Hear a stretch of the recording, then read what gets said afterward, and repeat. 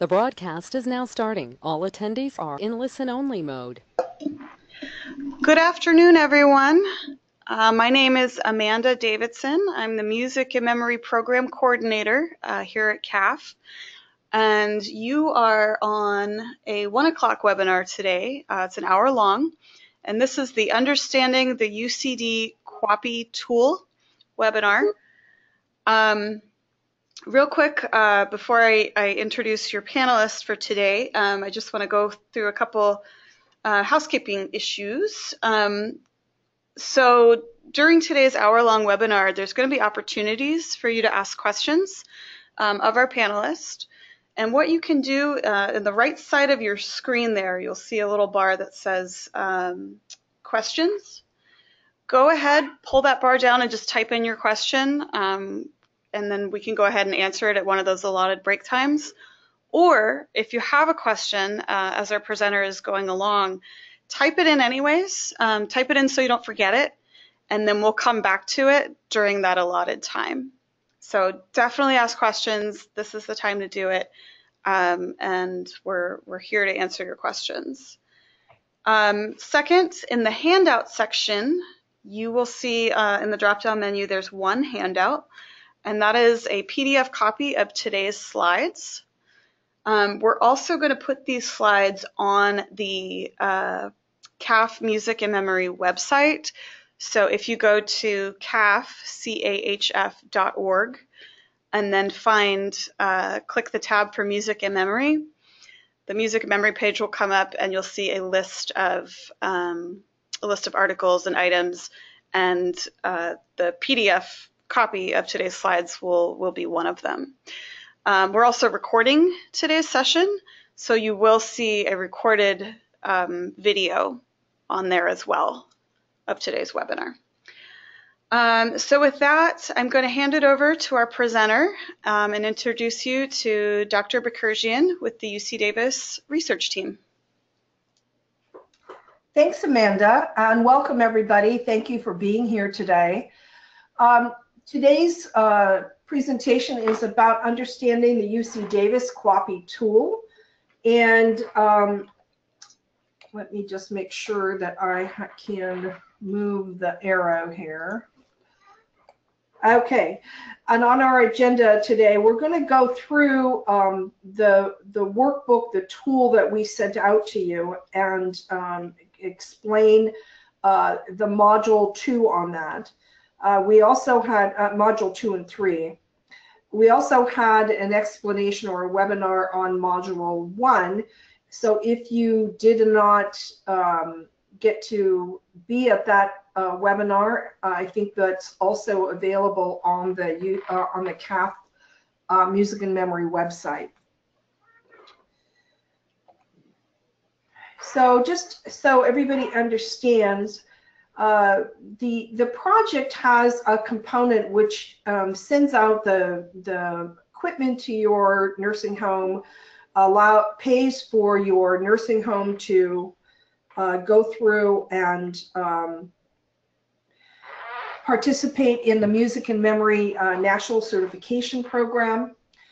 And then there is this research component, which is the part that UC Davis is involved in. As part of that research, we are collecting data about the individual residents that you have enrolled in your nursing homes to participate in music memory.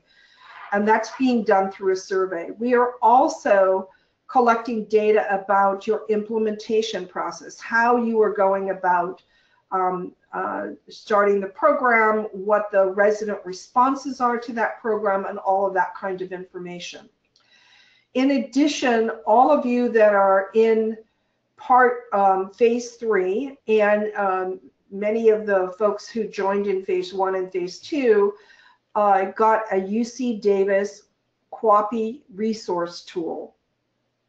And today what we're going to focus on is how best to use that resource tool.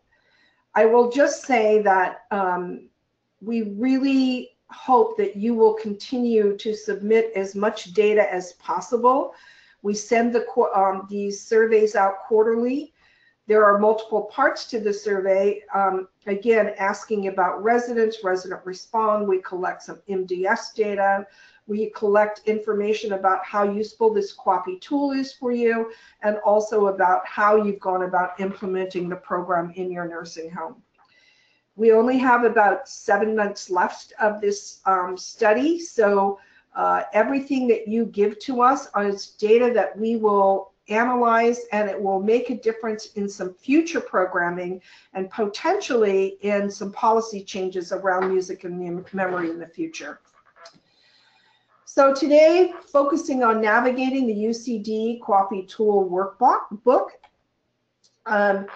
This is a resource for your facility leadership, typically the QAPI steering committee, and at least your nursing home administrator and director of nursing to use to help you implement music and memory using a QAPI approach. Now, as all of you know, as of last month, you are required to develop a QAPI program. So everything that we have in this workbook meets the CMS expectations of QAPI. So if you haven't started a QAPI program yet, this is a perfect way to go about it. If you have started a program, this is a perfect way to see whether your program is going to meet the expectations of CMS. So we hope this is very useful for you. We also recognize that people are in various different places with starting their QAPI programs, and that to completely go through and set up your QAPI program, it may take you up to a year. So don't feel frustrated with the fact that it seems like it's taking a long time to move things forward. Our workbook that we developed is organized by the 12 QAPI steps that you can find in QAPI at a glance. You got copies of QAPI at a glance from us. It's also publicly available on the CMS website and also on HSAG. We also, at the same time, have given you all the HSAG QAPI companion tool. And again, these are used to help you implement QAPI in your nursing home. What we have done is then taken those 12 steps and given you examples about how they might apply to a specific QAPI intervention or performance improvement project. And so our tool is very, very specific to music and memory, and using music and memory as a QAPI intervention. There are 3 distinct modules that we have provided in this tool, and I'll tell you briefly about the other ones that we're not going to concentrate on today. This is what QAPI at a glance looks like. It's a PDF, and it's about 45 pages or so, and it certainly explains how to go about implementing QAPI. And again, we use the same process in our work. You can see that there's 12 action steps to QAPI, starting with leadership and ending up with taking systemic action, and we'll go through several of these in this session. The modules that we sent out to you, which are in an electronic PDF format, include Module 0, which is just an instruction document, Module 1, which really focuses on QAPI steps 1 through 8. This is really the focus of the QAPI steering committee and the leadership in your nursing home in order to set up the QAPI program. And again, there was a webinar that we did last month on this, and it's going to be available for you on the website if you weren't in attendance on that webinar. Today, we're going to focus on modules 2 and 3. And while it's only steps 8 through 12, the last 4 or 5 steps of the 12-step program, it is more complex and is really the meat of the performance improvement project. Module 2 is a performance improvement project, or PIP, that focuses on implementing music and memory. So all the examples that we have in there are very specific for the music and memory program. Module 3 is a PIP that focuses on systems to support the implementation of music and memory, primarily education systems to support, and we'll talk about that a little bit more in a few minutes. Again, these are also important, not only though for your QAPI steering committee, but for your PIP team as well. Module 1, which again we concentrated on about a month ago on that webinar, is steps 1 through 8, and it's really about developing your program, making sure that everybody understands from a leadership and accountability perspective, formulating your team, developing guiding principles to oversee your QAPI program, developing your QAPI plan, having a QAPI awareness campaign, and developing a strategy for how you're going to collect and use data to help in your QAPI program. And then identifying your gaps and opportunities. And what you will see is that QAPI step 8 is an overlap step that we have in both modules. So now on modules 2 and 3, you'll see step 8 is there again. And this again is primarily because this is where you will start to bring in your PIP and think about your PIPs. So it's a good place to really start. Your PIP work is really down in the steps 9, 10, 11, and 12, but we'll get to that in just a few minutes. The other thing that this slide shows you is that the steps in module 2 and the steps in module 3 are identical. It's the same step, but a different process. That the content pieces of it are different. I shouldn't have said process, I should have said content, because the process is the same. And this would be the same as if you were doing a PIP that was focused on pressure ulcers or was focused on rehospitalizations, right? These processes are the same, but the content and what you actually do is different. Each of the modules that we provide a brief overview of each QAPI step. I'll show you that in a minute.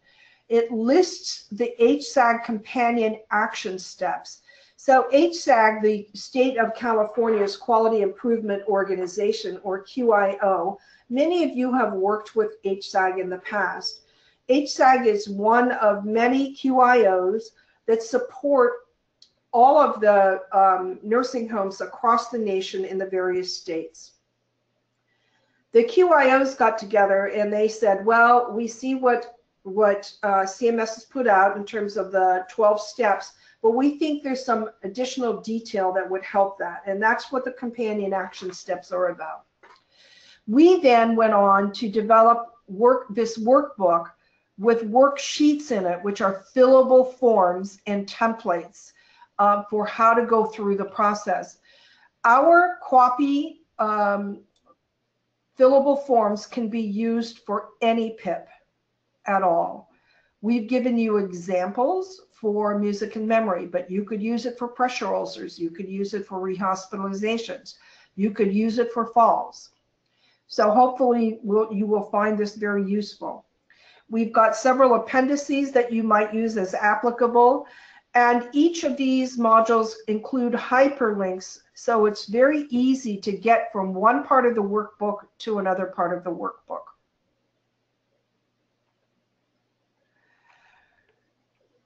We think that while you're working with this, the modules, the workbooks and modules that we sent out to you, it's still very important for you to be familiar with QAPI at a glance and the HSAG QAPI companion. Once you're sort of familiar, then you can look at our tool and modules to develop the most relevant steps and activities for your facility. And particularly, most of you have been working with quality improvement or quality assurance for some time, so you may have some pieces of your program that have already been developed. Again, Module 1, our Module 1 is system-wide, it's a comprehensive QAPI program, that's the focus of it.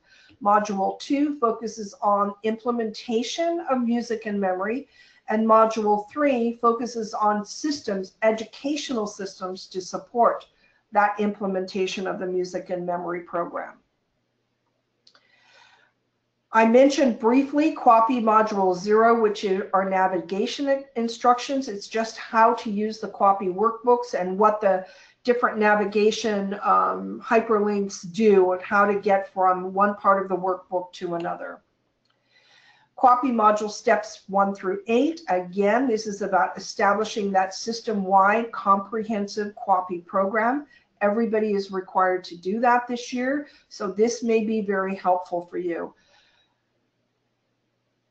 And these are the steps that are in it. Again, I mentioned these already, so this is just reiterating that. And if you need to have more detailed information, go to the CAHF website, Music and Memory website, and look for the Module 1 webinar. QAPI 2 and 3. So what is QAPI? We talk about that. As you all know, this is a combination of these approaches to quality assurance, that retrospective look, looking back to make sure that we're meeting at least minimum level of standards for quality, and performance improvement, which tells us that, okay, now we know we've met, or maybe we have not met the standards, but how do we go about improving that? And that focuses on that performance improvement piece of it. In this module, in these modules, excuse me, 2 and 3, it's step 8, 9, 10, 11, and 12. And again, it really, the process is the same for each one, the content's slightly different, and I'll give you some examples as we move along with that. Why are they different? Well, these modules are there because people are in different places as it pertains to QAPI, as it pertains to PIPs, as it pertains to the problems that you see in your own nursing home. And we wanted to give you 2 different types of examples of how to implement particularly a PIP with the modules 2 and 3. Your nursing home leadership will decide which way to go, which PIP you will use, or whether you'll use these PIPs at all or do something slightly different. Again, they're structured identically. They follow the same process with a different focus. Module 2 is about improving dementia care, specifically by implementing music and memory.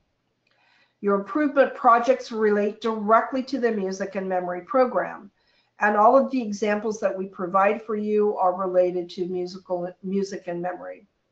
Module 3 is about educating and training, having a comprehensive, cohesive education and training system. So this system level focus is useful for music and memory, and we give you many examples that are around music and memory, but it can also be useful for any education focus.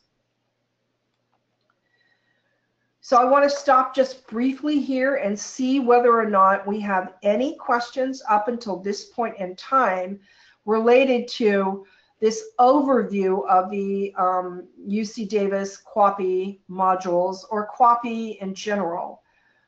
We've gone through about the module 1 being about the program, and module 2 and 3 being about PIPs, performance improvement projects. Amanda, do we have any questions? I don't see that we have any questions. All right, we'll keep moving then.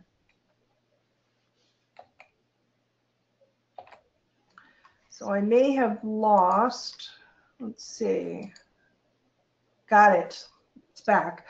Understanding QAPI steps 8 through 12. So our, when you open up the QAPI step module 2 or 3, the first step is going to be QAPI step 8, identifying your gaps and opportunities. And this is really asking you to look into your own nursing home and say, where do we have areas that could be improved? And so you can see the action steps here are related to that, orienting you to this program, you can see in this boxed area where it says excerpts from HSAG QAPI Companion, it tells you what page this excerpt comes from, and we have designed our program to follow these action steps. So review information to determine if you have a gap or a pattern of gaps that exist in your nursing home. Discuss emerging themes with residents and caregivers. Notice what things your organization is doing well in this identified area, because those are great examples of how to have good outcomes. And then set priorities for improvements once you've identified any gaps or issues in your nursing home. Down here at the bottom, what you're seeing is in red where it says use worksheet 11B, identifying gaps and opportunities, and refer to table 4B. Anytime you see something in our modules that's got red, bold, that is a hyperlink. So if we were in the actual module and I clicked on that red, it would take you directly to worksheet 11B or table 4B, whichever one I clicked on. So I'm just going to show you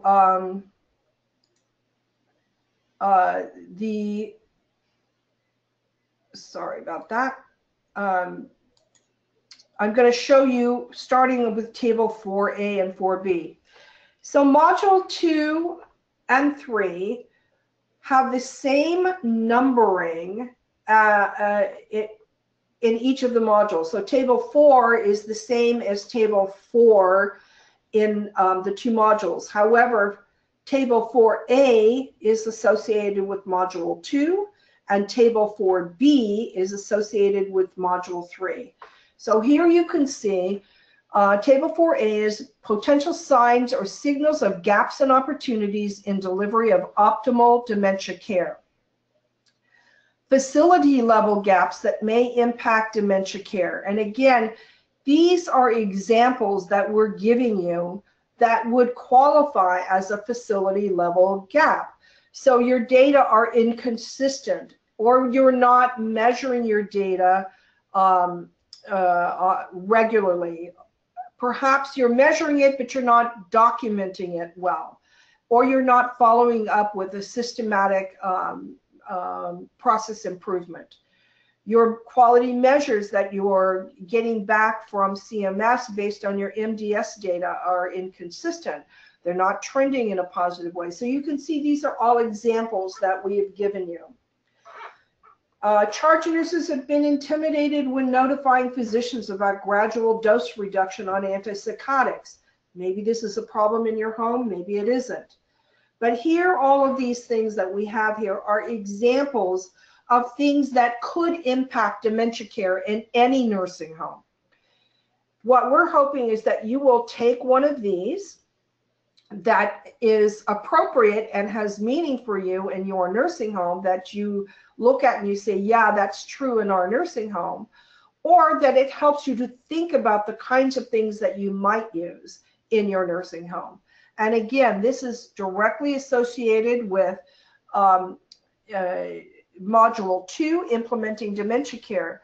But we can go over and we can look in Table 4B, which is the one that's in Module 3. This is potential signs, signals of gaps and opportunities in delivery of care at a more systems level. So what you see on the left side of this is examples of commonly identified themes reflecting systems level gaps. And again, these are examples of the kind of thing that would qualify as a systems level gap. Limited or lack of consistent staff education and training, and systems-based reinforcements. And then there's some potential signs and symptoms underneath that. Staff failing to follow new processes or guidelines, challenges in getting all staffs educated or trained on the new activity, practices suggesting that knowledge is not applied consistently even after staff are trained. We've got some ideas around poor safety culture. The next one is about lack of effective staff involvement in quality initiative. So these again are examples. Some of them you may look at and say, oh, that's a very big deal in our nursing home. They will at least give you examples of the kinds of things that would qualify by, that CMS would say would qualify for a QAPI program or a PIP. You also noticed in the step 8 that we mentioned worksheets 11A, or if that's for module 2, if you were in module 3, it would say 11B. And here you can see how they are slightly different, but similar. So in module 2, what we're saying is that you've already decided to improve dementia care by implementing music and memory. And this worksheet is really to help you optimize dementia care and implement music and memory using the QAPI approach. So use this worksheet to identify the potential gaps in opportunities in delivering optimal dementia care. Again, just to orient you to this worksheet, you see examples on the left. The QAPI, the HSAG action step is there at number 1. Review information to determine if gaps and patterns exist in your systems of care or if opportunities exist to make improvements. Document the potential signs, signals of gaps in optimal dementia care. So what we have put there below is an example that could fit as an answer to number 1. You could copy and paste what we have there. Dementia care is not consistent in our facility and all of the other pieces of that. And where you could paste it right into, insert the text here.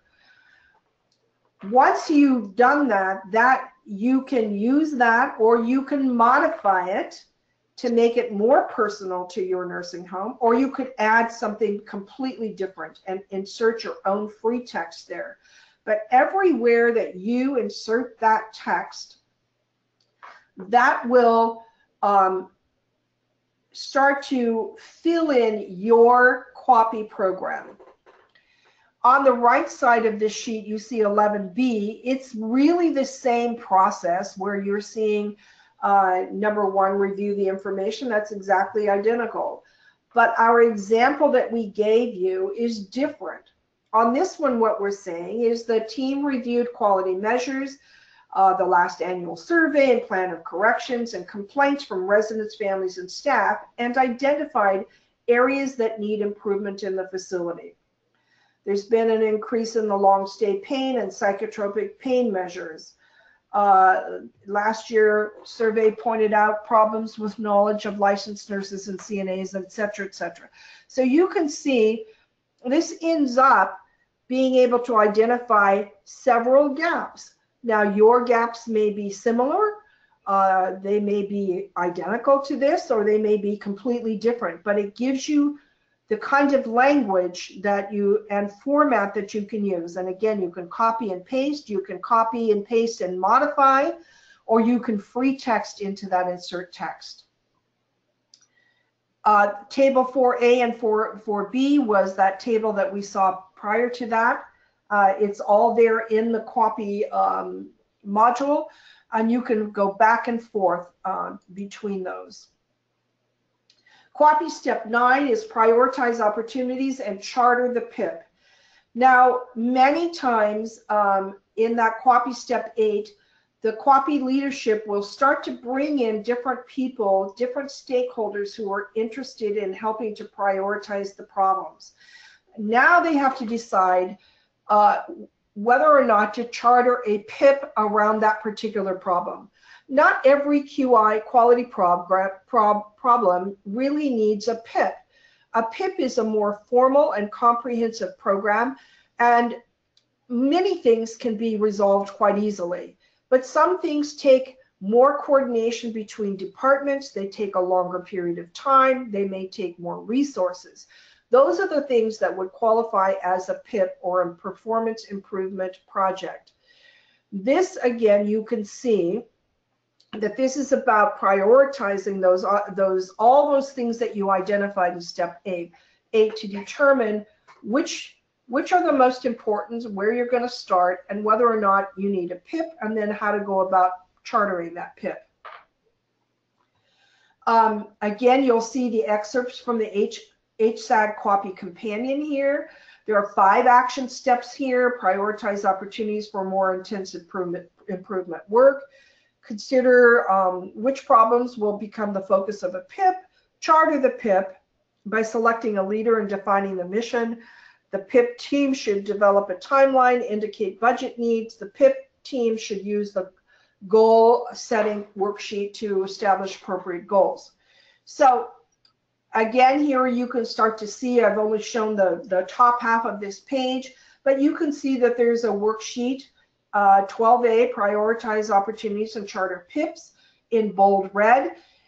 In your module, when you click on that, it will take you directly to worksheet 12A. There is an identical worksheet and steps for 12B in module 3. Right now we're in module 2, and most of the examples I'm going to give you are in module 2 because we really wanted to focus for this webinar on the implementation process for music and memory.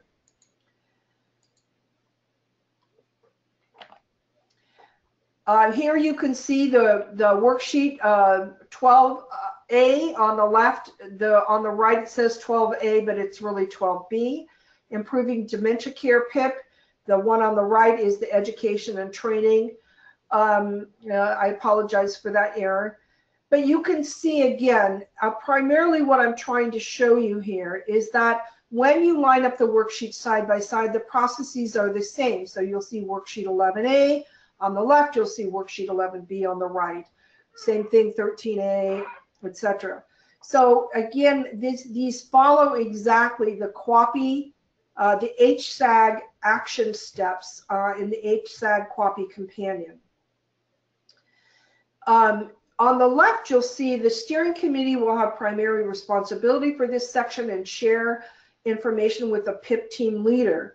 So it's the QAPI steering committee that is actually, with the input, hopefully, of the people who are going to be at least the PIP team leader, thinking about how to do these priorities and establishing what the goals, the main overarching goal will be, and that sort of thing. They're the ones that create the PIP charter. Again, this works best if you have input and full participation of that PIP team leader at least.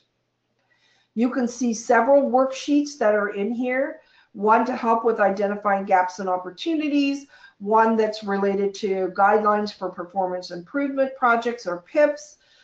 There's a worksheet about creating the PIP charter, how to do it, worksheet for how you identify what you're currently doing, and then identify those things that you want to do differently, and then set a worksheet that helps you set the scope of the PIP activities. Again, on the left, we've got worksheet 13A, guidelines for PIPs, and 13B, guideline for PIPs in module 3. They are set up identically with always the text in the example, what the action step is, an example of how you would answer that, and then a place where you can free enter the text or copy and paste and modify the example that we gave you. So on the left, we see at letter A, describe the overall plan for conducting PIPs to improve care or services and why improving dementia was chosen as a PIP. So here's the example. Resident assessments and care plans have been incomplete, not done, or not timely, particularly for residents with behavioral or psychiatric symptoms. So that says why this PIP was chosen and some specific things that we focused in on that were problematic. Your issue may be different. You can free text there, or if this one resonates with you, you can copy and paste it in here. On the right, you'll see something similar. This, looking again at that systems level issue, This one, the steering committee reviews system level problems based on a variety of data points, quality measures. You can see all of those there.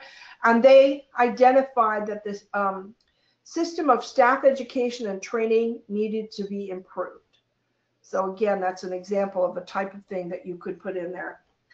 Letters, as you're going down to A2, A3, those are just additional examples for each of the QAPI steps and the HSAG companion action steps that are in that manual.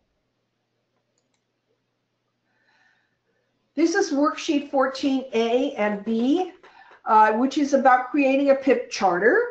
This again is the steering committee that does this work. We've organized this in the very same way, where you've got the information on what goes into it, the name of the project.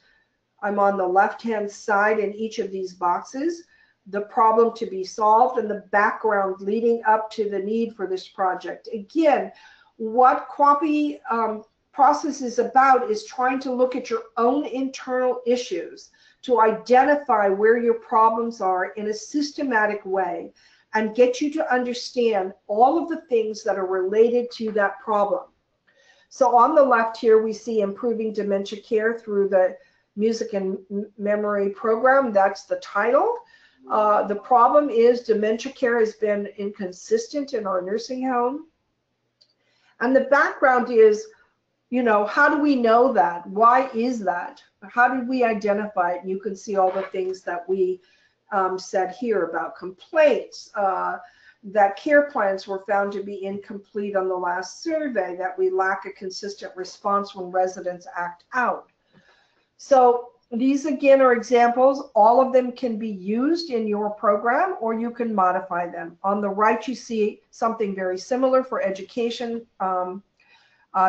improving staff education and training using a QAPI approach. This is a continuation of this project approach. There's some timeline data that's up here at the top. And then a very important piece of this is who's responsible for doing this, the project team. So you can see here that you might have a project sponsor who will provide overall direction and oversee financing. That's often the steering committee, a project director, a project manager, and again, the team members, but it depends on the size of the project. So many of the times now, the project director for this program, you might have the sponsor be the QAPI steering committee, the project director being a director of nursing or a nursing home administrator, and then a project manager who might be either a champion or the activities director, depending on how you organize it in your nursing home. You may also have additional team members, which could range from an assistant to, in the activities area, volunteers, a nurse champion or CNA champion, somebody from social services, all could be participating. This continues on down to say what resources are required for the project. So for example, one of the things that this has been a challenge for some nursing homes is storage of the equipment. So could be that a resource might be a storage cart.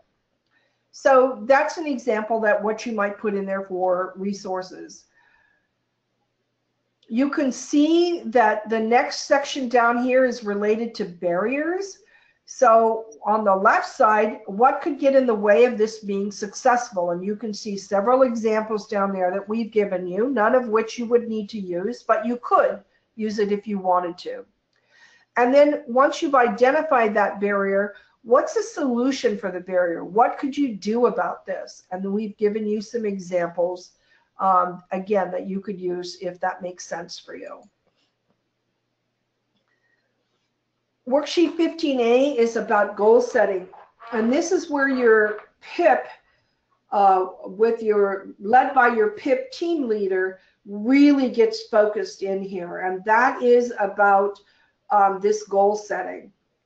It's really important that they participate. It's also really important that the QAPI steering committee be involved or at least buy in or sign off on these.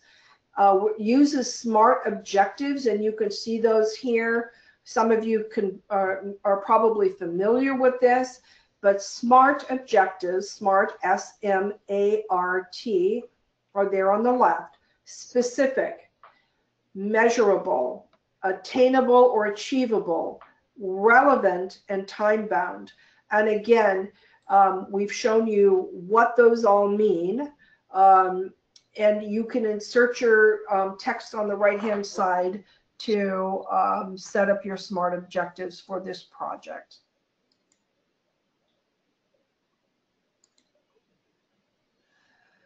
Here's an example of a goal statement. So after you go through that worksheet and you've got your objectives down there, you come up with a goal statement. Sometimes you'll start with the goal statement first. So either way, you've got to come up with a goal statement that utilizes those SMART objectives. So we're saying on the left here, 100% of residents with dementia or behavioral or psychiatric symptoms selected to be in the music and memory program will have documented a nursing assessment, appropriate risks identified, and a comprehensive care plan for individualized music according to the facility policies and procedures completed by, and there's a date. And you would put obviously a later date. This was back when we first started with the pilot group. On the right hand, you can see it's slightly different for staff education and training. 90% of appropriate staff will be educated on the QAPI approach to implementing music and memory to include our organization's policies and procedures for implementation of this project with systems tools in place to reinforce training by such and such date. So these are just examples. Again, you can use them or you can develop your own. QAPI Step 10 is plan, conduct, and document the PIPs. You can see this has 6 action steps. There are some worksheets that are part of this, and it's also very tightly integrated with QAPI Step 11, which we will look at in just a minute. But once the steering committee has given your PIP team, has charted your PIP, has told you what resources you might expect, and remember, resources are not just pieces of equipment, it's also time. It's resource in terms of allowing various team members to step out of their usual activities of direct patient care and participate in this process. You're then going to look at these action steps, determine what information is needed for the PIP. In other words, the PIP is going to need some baseline data. Where are they going to get that? Is it coming from a source that already exists, like MDS and quality measures, or is it something that they have to go out and collect?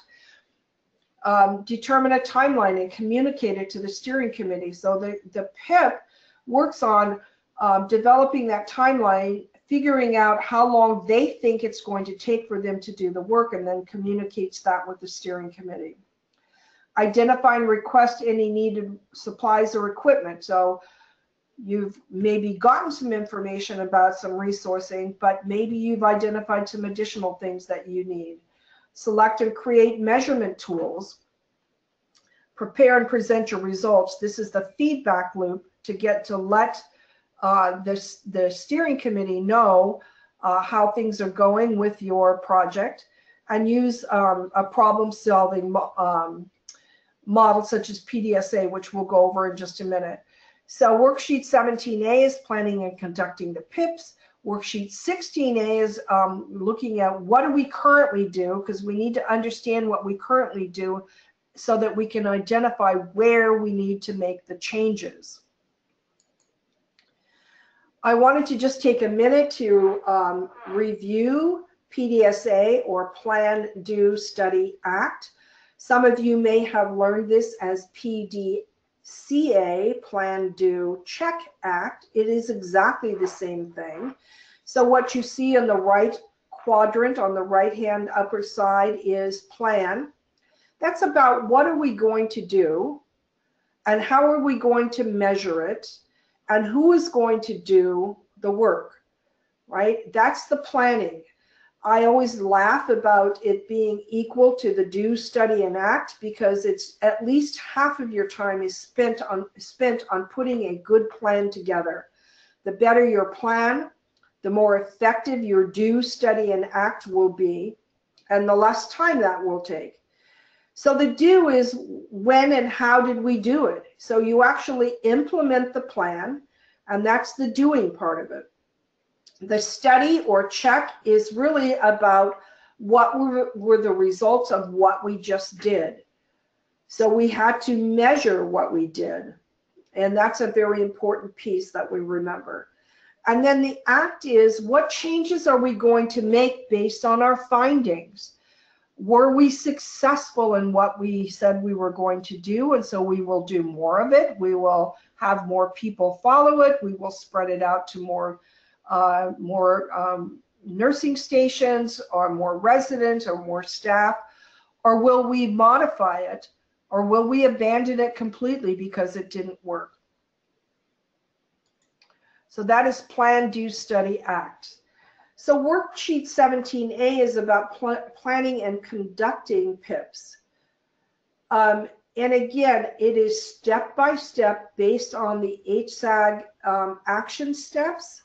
So the first thing is to determine what information your PIP needs. So example, do you know what your current policies and procedures are? Do you have copies of the documentation forms being currently used? Or if you have an electronic health record, do you know where in the electronic health record this documentation is? Do you know what that content is that's required for it? Do you have information or copies of previous audits, resident, family, or staff complaints, or other data that are related to that problem? Is there baseline data already available to you? Do you have any specific guidance that's coming from your steering committee? So those are all things that would be examples of the kind of information that you could need for your PIP to get moving. Part of it is determining a timeline and communicating it. Again, we're going back to those steps that I talked about earlier. And there's some examples in this worksheet about how to do a timeline, identifying and requesting your needed supplies, selecting or creating a measurement tool. And again, we've got lots of examples in the workbook. 16A is about how are you currently doing what you're doing. So these examples below we pulled out of that would be used based on resident assessment and care plans as one activity to the Improving Dementia Care PIP. So you can refer to worksheet 25A for other activity examples. So again, if you click on that red worksheet 25A, it will take you right to that worksheet. At the bottom of that worksheet, there is a link to come right back to worksheet 16A. So the navigation throughout the worksheet is quite easy. But listing your current procedures are really important to understand what is the process that you're currently using to accomplish that task, who is involved, and where might there be a problem. So here's some things to think about to help you get your list going. Who's responsible, and all of those things are all listed. I'm not going to go over them, but this is just, again, a tool that will help you to develop, to think about all of the things that go into this current process analysis. This slide really talks about the fact that plan, do, study, act is an iterative process. It starts with a small test of change, and based on your evaluation of that small test of change, you may modify what you're doing, or you may adapt that or abandon what you're doing. But whatever it is, it moves on and keeps going to the next little step to improve. You can see in this particular example, we're talking again about the resident assessments and care plans that we talked about earlier. So there's different ways that we would try to build upon improving this process. One is about checklists to assist the nurses in completion. The second, with success with that, we might expand that test of change and adapt that intervention because the nurses thought it was helpful. And now we're going to do expand it out to other people in other nursing stations. And then once we've done that, we might adapt, this new checklist that maybe was modified, and then now it's really about communication and all of the things that go with that. And each of these iterative processes is going towards this ultimate goal of that 90% of all residents receive comprehensive assessment and care plans completed within 72 hours of admission. That's an example of a type of goal statement that you would have. Each of these PDSA cycles build upon each other. So they are related and they are based on how you evaluate sort of a step-by-step iterative process. QAPI step 11, we're almost done, gets to the root of the problem. So QAPI step 11 focuses on the importance of determining the root cause or reason for a problem. Again, there are 3 action steps here that you see in this little box that's in each one of these steps. You'll see a couple of worksheets on example timeline that you can use. Worksheet 16A, again, is that process analysis. What are we currently doing? And this is our steps that are an example. The charge nurse notified a resident is admitted by the supervisor or CNA who first sees the resident. That may not be your first step, but you could use this as an example or modify it so that you put your first step here over on the right. And again, these should have been right. I apologize, red. I should apologize for that. All of these could be used to insert over there on the right to make your own process, or you modify them. Or if it's a completely different process that you're focusing on, you just free text and enter it there. The next thing is about a fishbone diagram, and many of you have seen this. This is what you do when you do a root cause analysis along the spines of the fish. Let's start here with the outcome. This is, again, the same problem we've been talking about: inconsistent, inadequate, incomplete resident assessment and care plans. Along the spines of the fish, you'll see the major categories that could contribute to that problem. It could be a staff problem, it could be equipment, it could be a culture issue. On the bottom, you'll see maybe there's issues with communication with staff, medical staff and consultants. There could be medication problems or policy and procedures. You can change the name of those major categories depending on what the problem is to anything that you want. The next, you'll see on each of the line, the causes or whys.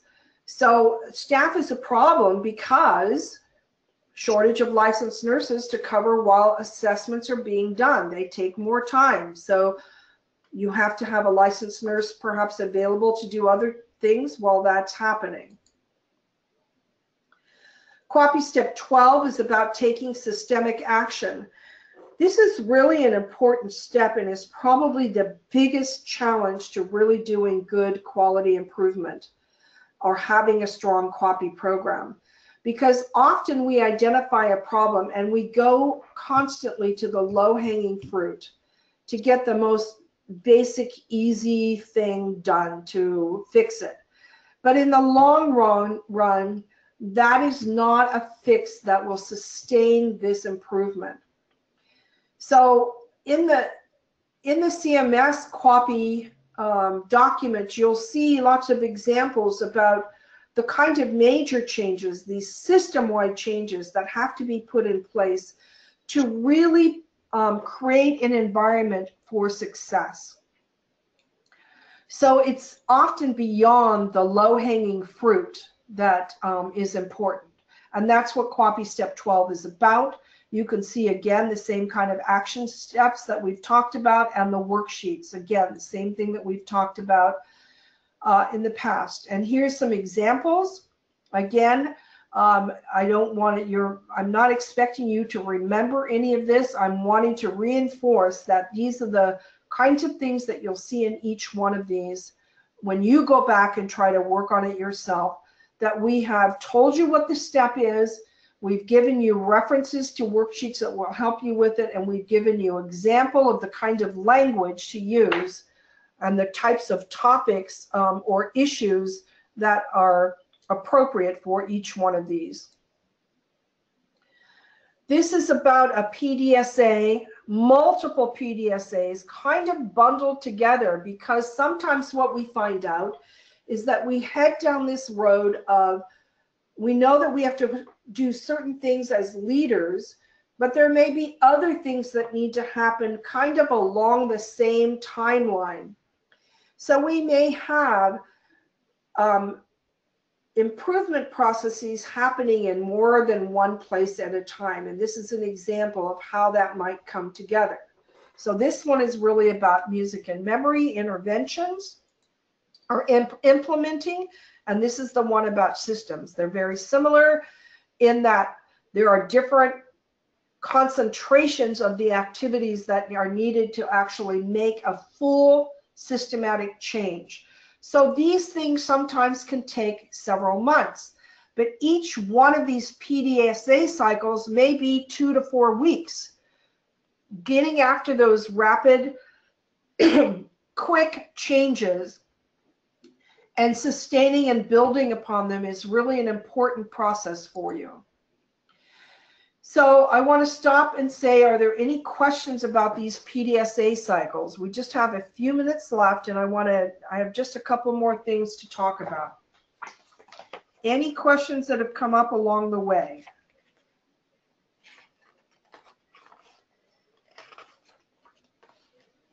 Amanda, any questions? We do not have any questions.